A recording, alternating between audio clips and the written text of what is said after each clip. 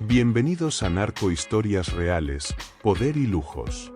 Aquí descubrirás las historias más crudas y auténticas del mundo del narcotráfico, el poder desmedido, los lujos excesivos, las traiciones internas y el precio final que muchos pagaron con la cárcel o la muerte. En este canal no glorificamos la violencia ni el crimen. Exponemos la realidad detrás de estas vidas para comprender cómo opera uno de los mundos más oscuros y peligrosos de nuestra historia reciente. En el vídeo de hoy revelamos la historia de Griselda Blanco, un relato de poder, astucia y caída. Una mujer que, desde orígenes humildes, construyó uno de los imperios criminales más temidos y lucrativos del mundo. Sus operaciones millonarias la convirtieron en leyenda, su nombre en un objetivo global y en el enemigo número uno de Estados Unidos. Retratada por la prensa como la jefa de un ejército criminal, temida incluso por el propio patrón del mal, Griselda fue una mujer implacable que envió a cientos a la tumba para defender su imperio.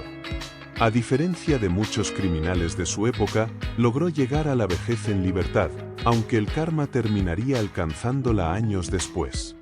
Su llegada a Miami cambió para siempre la reputación de la ciudad. Para 1981, tras una década de su influencia en el tráfico de sustancias ilícitas, Florida registró hasta 621 muertes relacionadas con enfrentamientos entre su organización y otros grupos criminales de Medellín. Lo que antes era una ciudad serena quedó marcada por el crimen organizado. Cuando comenzó a ser perseguida por las autoridades, Griselda se ausentó temporalmente de Miami. Sin embargo, su regreso marcaría el inicio de su declive. Nuevos líderes ganaron poder, ella perdió el control de su territorio y se vio obligada a mudarse a California, donde finalmente fue arrestada. Fue declarada culpable por cargos relacionados con drogas y sentenciada a 15 años de prisión, la pena máxima de la época.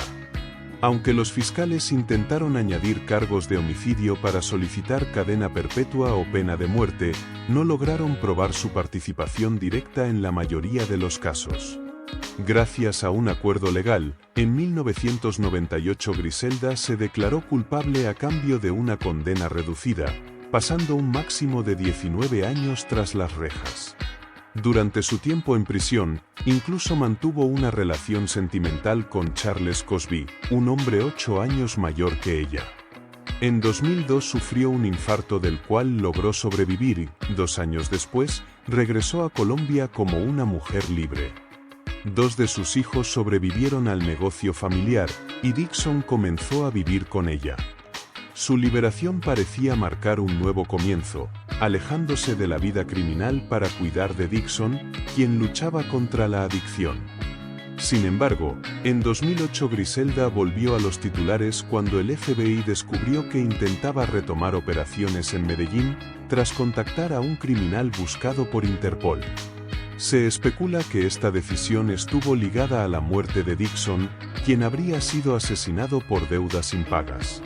Aunque algunos creen que Dixon sigue oculto en Medellín, lo cierto es que Griselda pasó varios años viviendo en las sombras del exclusivo barrio El Poblado. En 2012 fue vista en el aeropuerto El Dorado de Bogotá, pero no se supo más de ella hasta el lunes 3 de septiembre de 2012. Ese día acudió junto a su nuera embarazada a una carnicería en el sur de Medellín. Tras gastar cerca de $80 en carne, fue interceptada al salir del local. Un joven de 25 años descendió de una motocicleta y le disparó 2 veces, replicando el mismo método que ella utilizó durante años para eliminar a sus enemigos. El sicario regresó a su moto y desapareció entre el caos de la ciudad. Griselda Blanco fue trasladada a la unidad intermedia de Belén, donde falleció a los 69 años. Su asesino nunca fue capturado. Aunque las autoridades no establecieron una causa oficial, todo apuntó a un ajuste de cuentas, ya fuera por viejos conflictos o negocios recientes. Así se cerró un ciclo de violencia ligado a su nombre. A pesar de llevar años retirada, según algunos allegados, miles de colombianos aún la recordaban y repudiaban.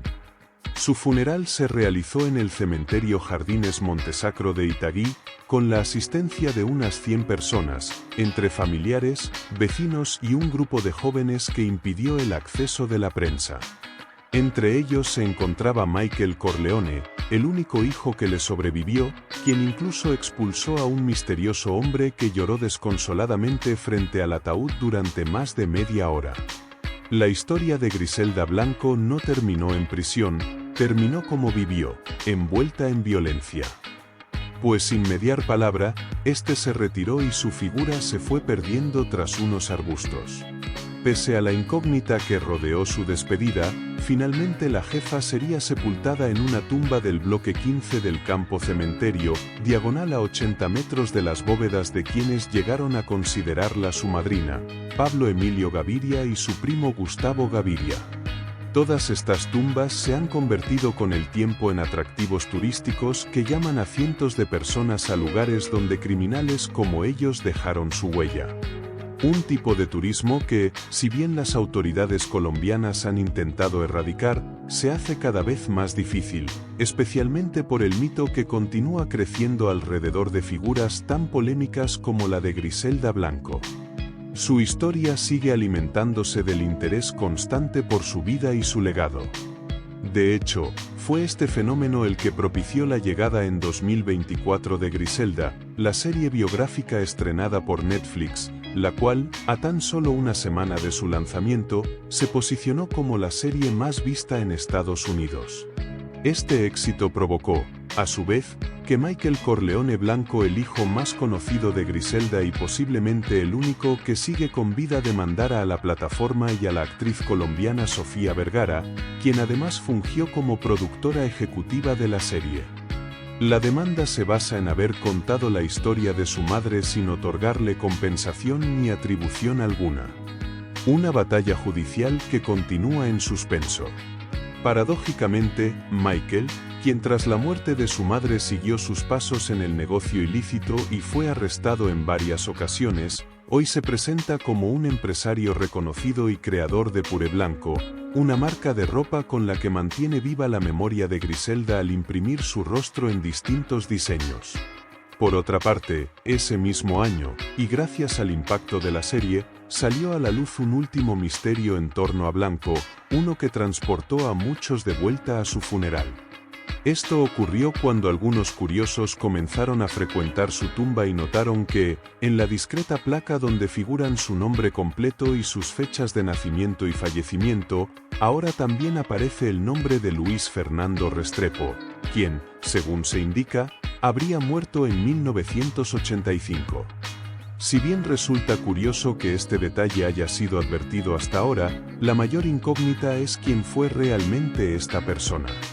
Mientras algunos sostienen que se trataría de un familiar, dado que Griselda compartía el apellido Restrepo, otros se enfocan en el hecho de que ambos nombres compartan la misma lápida, lo que sugiere que pudieron haber sido enterrados en el mismo sitio.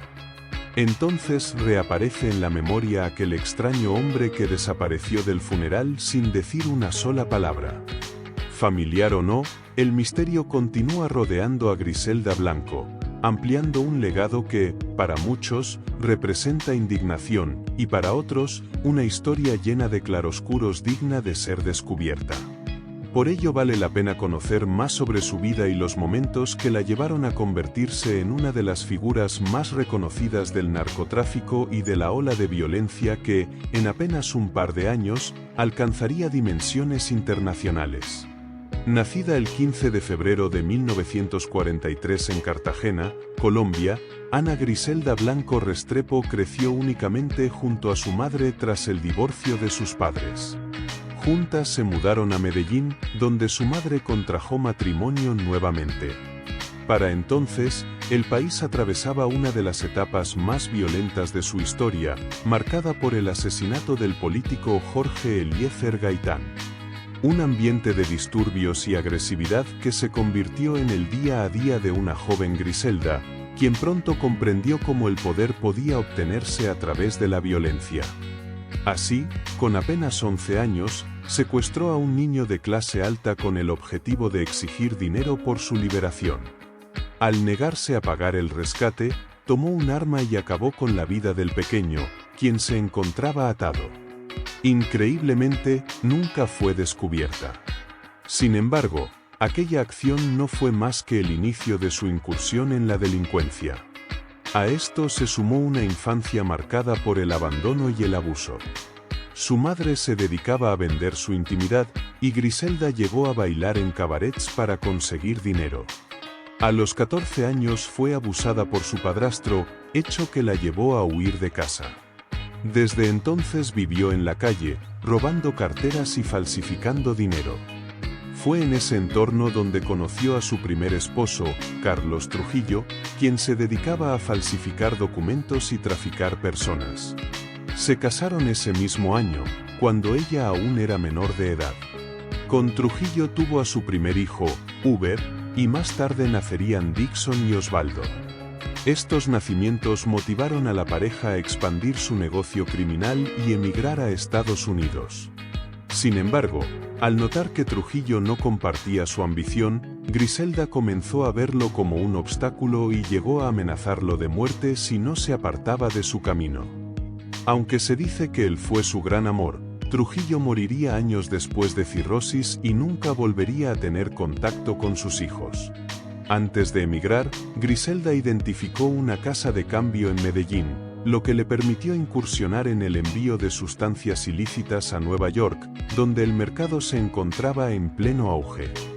Fue entonces cuando conoció a Alberto Bravo, contrabandista que se convertiría en su segundo esposo y con quien participaría activamente en la organización criminal de Medellín. Juntos lograron sus primeros grandes éxitos en el tráfico, lo que le permitió abandonar el barrio marginal de Antioquia donde había crecido y mudarse a una zona de clase alta. Allí trasladó a sus hijos a colegios privados y les brindó comodidades impensables para la época. Finalmente, Griselda cumplió su objetivo, emigró y se estableció en Queens, Nueva York.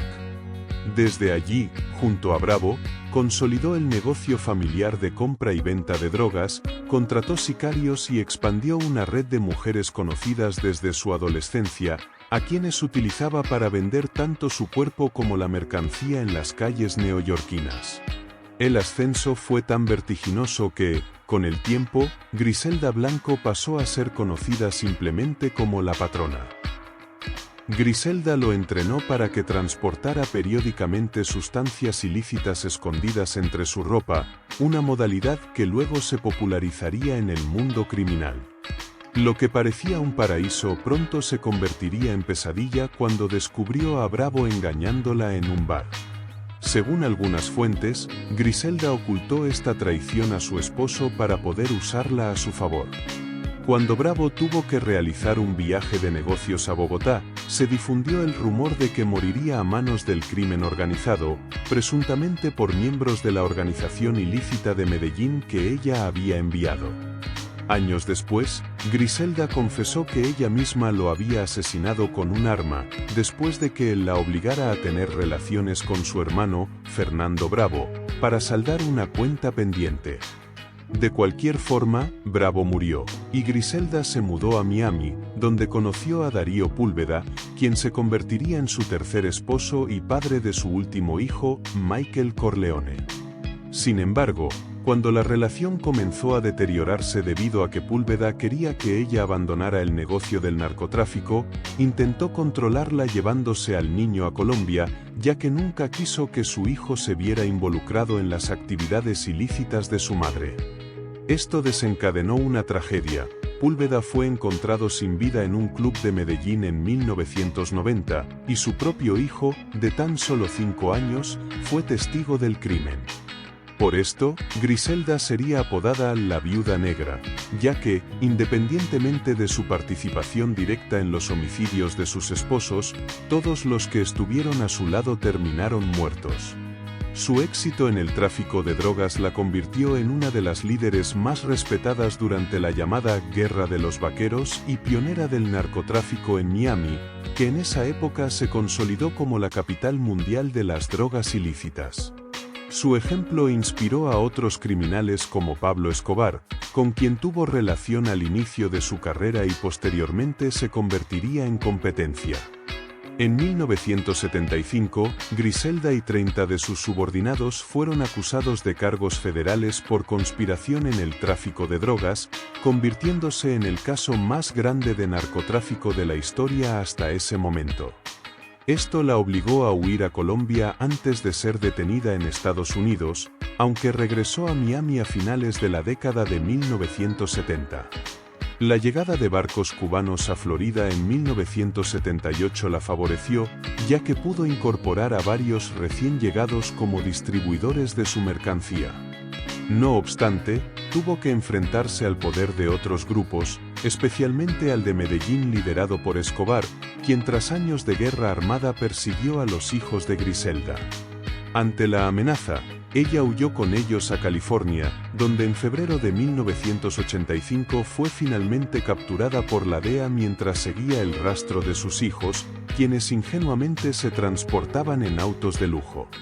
Fue condenada a 15 años de prisión. 9 años después, se le sumaron más cargos. Sin embargo, por un tecnicismo, su caso se vino abajo y fue liberada en 2004, siendo deportada a Colombia. En su regreso, Griselda se instaló en El Poblado, una zona de clase alta de Medellín. Para entonces, ya había perdido a 2 hijos. Uno fue víctima del negocio familiar durante una operación de contrabando. A pesar de esto, Griselda se convirtió en una leyenda del mundo criminal, dejando un impacto profundo tanto en la industria del narcotráfico como en la percepción de Colombia en el mundo. Su brutalidad y liderazgo reforzaron un estigma de violencia que aún persiste, y aunque representó un ejemplo de empoderamiento femenino en un ámbito dominado por hombres, su legado también refleja las consecuencias devastadoras de la criminalidad. Gracias por ver el vídeo. Si te interesan más historias reales del mundo del narcotráfico, te invitamos a seguirnos, dejar tu comentario y compartir este vídeo para que más personas puedan conocer estos relatos.